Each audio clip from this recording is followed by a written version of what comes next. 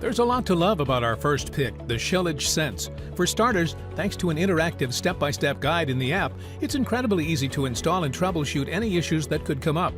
It's easy and intuitive to use, has the fastest average lock and unlock times, about 2.5 seconds, and comes jam-packed with useful features.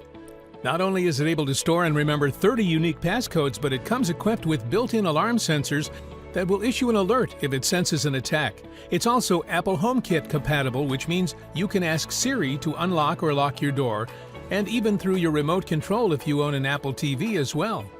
If you own an iPhone and have already taken steps to fill your home with Apple HomeKit compatible products, the Schlage Sense is a standout smart lock that should be on your radar.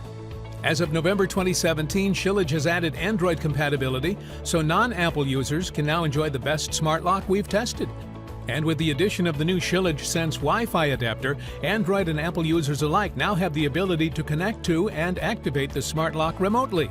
The same lock is now getting even smarter as it gains Amazon Alexa integration, which will allow you to lock or check the status by voice via Alexa-enabled devices such as the various Amazon Echoes.